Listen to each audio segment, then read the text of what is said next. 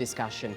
John Steenhuisen has been elected parliamentary leader of South Africa's main opposition party, that's the Democratic Alliance. The DA's former chief whip was chosen after the resignation of Mmusi Maimane as both parliamentary and party leader. Maimane, who is a black, had said the traditional white party was not the best vehicle to create a united South Africa. In the last 7 days, 2 other senior members resigned from the party. Developments in South Africa only mirrors the fate of several opposition parties within the continent, some of which are now more inclined to work with the government instead of being accountability partners for the executive.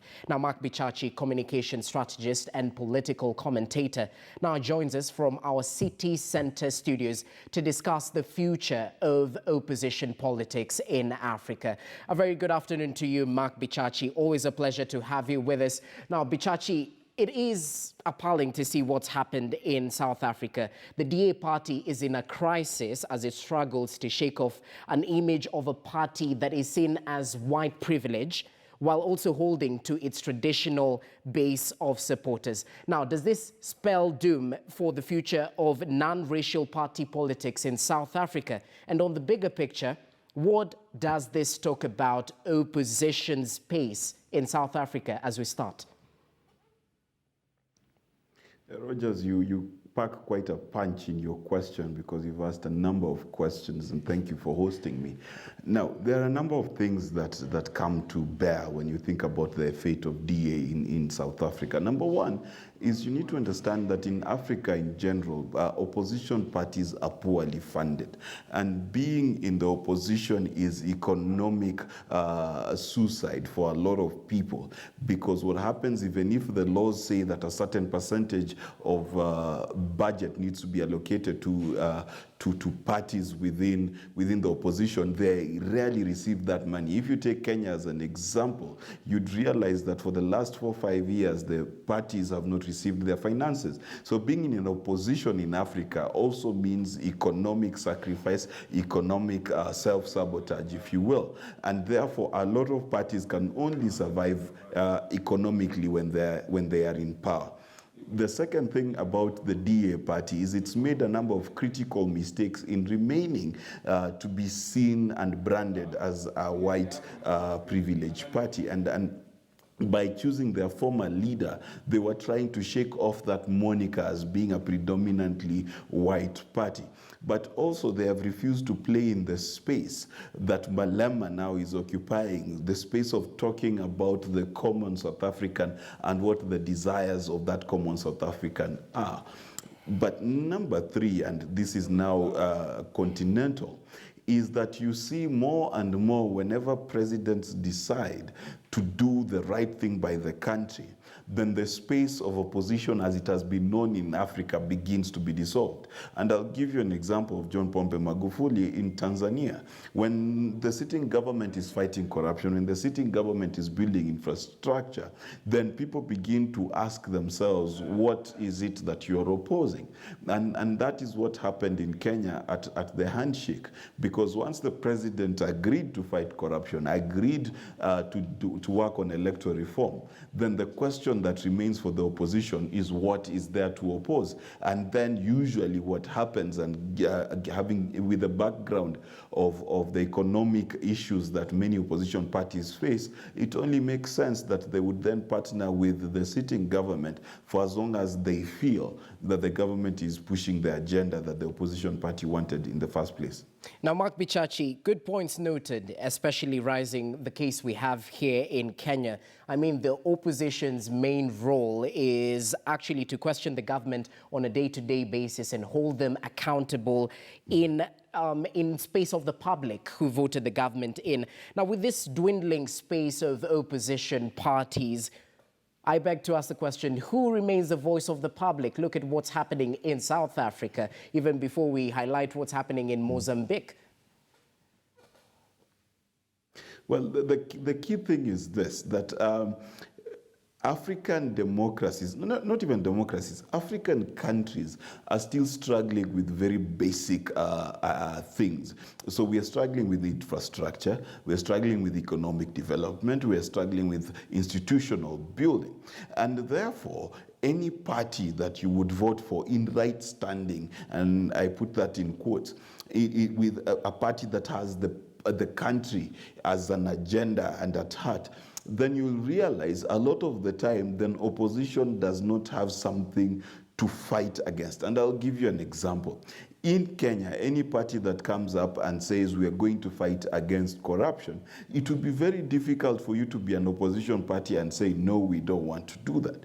And then also the space of conversation within Africa has not developed into the complexities that the West has. For example, in Africa, we do not have leftist or rightist debates most of the time. We are simply focused on, can our economies just grow? Can we fight against corruption? Can we have freedom of expression? So on those things, it is very easy to find consensus. And therefore, a lot of people would argue that you do not need an opposition when people are doing the right thing. Opposition is therefore when people are doing the wrong thing. But also let's remember that human beings, being human beings, they will take advantage, and always there will be mistakes and loopholes that will be seen because there's no opposition.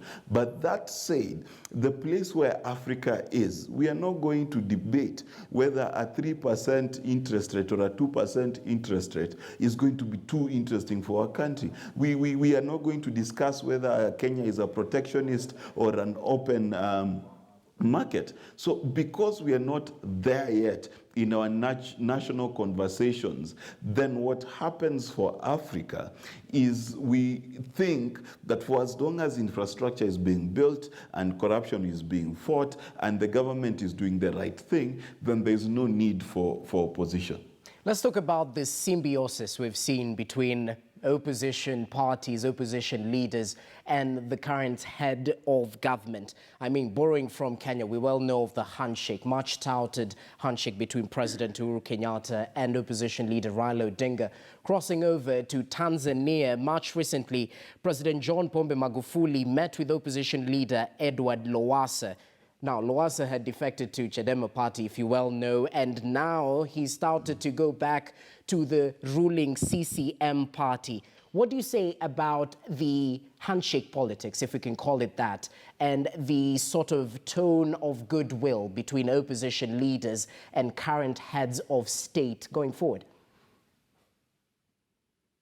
Also we need to add to that list that Kizza Besigye and Yoweri Kaguta Museveni actually met for the first time last year and had conversations after the Kenyan handshake as well. So it is a phenomenon that at least in the East African region has been noted. Now, the thing is here that for the East African region, opposition politics, especially in Kenya and Uganda, has always been touted as a platform for violence. And if you remember the sigh of relief that Kenya collectively breathed once there was a handshake, is you realize that there's an appetite for peace and stability above the democratic ideals of opposition versus government. And one will be hard-pressed to find a balance between the two, because if you look at the elections between Lowassa and John Pombe Magufuli in 3 years ago in Tanzania, you will realize that there was also scattered violence across Tanzania when people felt like Chadema should have been the party to carry the day. So the truth of the matter is there benefit to these handshakes? Yes, there is, in terms of peace and stability.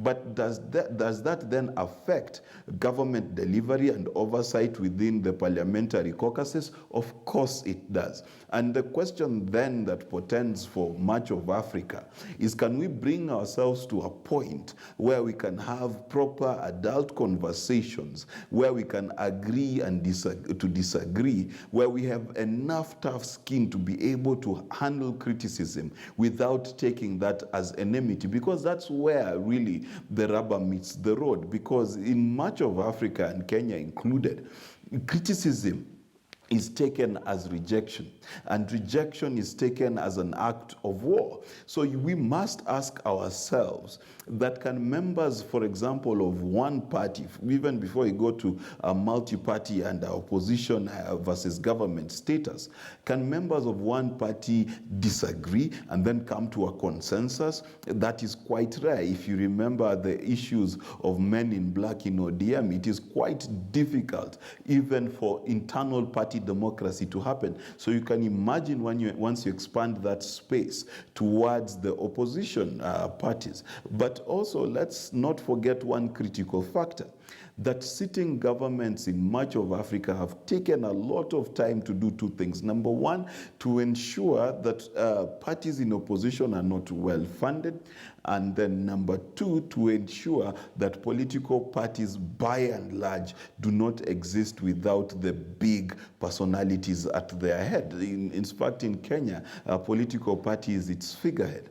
Now, these things combined together form a very poor basis upon which opposition parties can stand. They're poorly funded, they're struggling already, so it becomes more and more a popular thing to just reach across the aisle and shake hands for at least your economic and political survival. Now, does this poor funding also entice them in terms of, going into an election? Let's just borrow from what's happened recently in Mozambique. President Filipe Nyusi, through the Frelimo party, which has been in power for quite a long time, got 73% of the vote. The opposition party and the leader of that opposition party garnered 22% of the vote, a stark difference. Also borrowing from South Africa, the ruling ANC party and the DA from the just concluded elections. In terms of these stark differences during elections, is it such an uphill task for the opposition to overhaul the current leadership, given the struggles financially, you name the likes, in terms of, getting to power? Or is it a case of too many cooks spoiling the broth?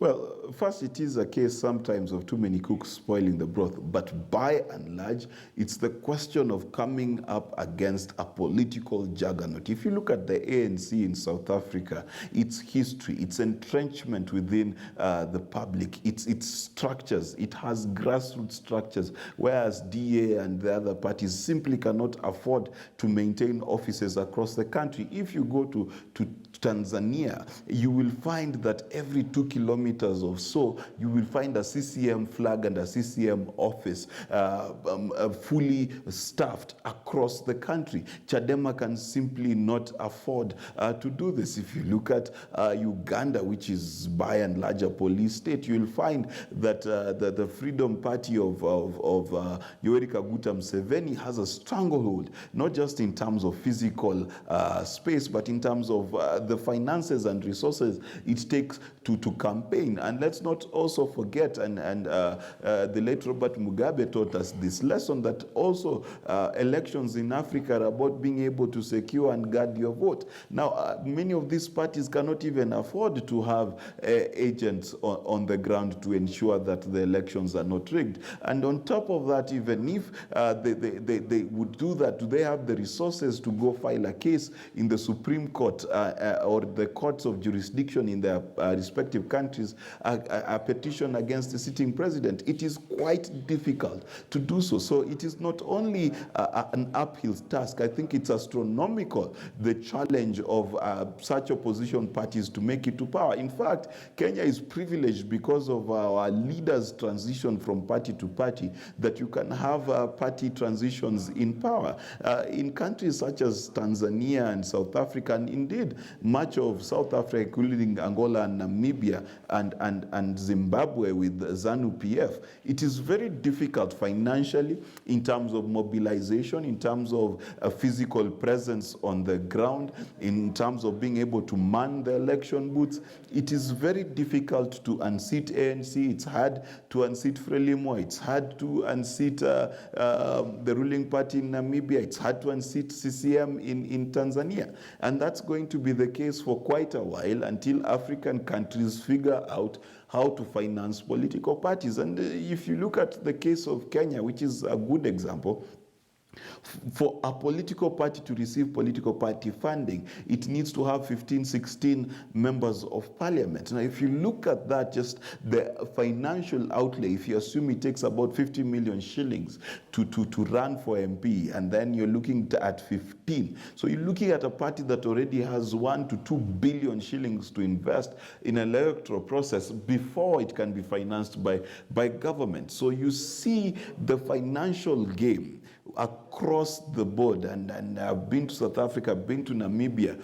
All of these parties, including the Inkatha Freedom Party in South Africa, cry and decry the political funding rules within these countries. Well, funding juggernauts, I must say. As we conclude very briefly, bearing in mind what is happening in Kenya right now, do you think that creating an official position for the opposition leader might actually, sweeten the deal and make, this democracy vibrant to ensure that the opposition leaders and the opposition parties actually do their main role, checking the government on a day-to-day basis?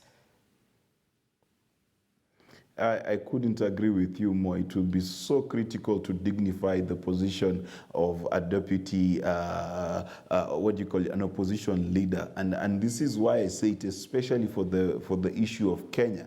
A lot of the reasons why we hold on to elections so hard is because you can imagine if you and I ran for office in Kenya and you come second with 9 million votes, the next day you are just no one in the streets. At least in the past, we've had former prime ministers and former vice presidents, but you can imagine a Johnny Come Lately coming number 2. The next day, he would have no security and he'll be a common man, even though he has mandate of 49% of this country. So yes, we do need to dignify the position of opposition leader.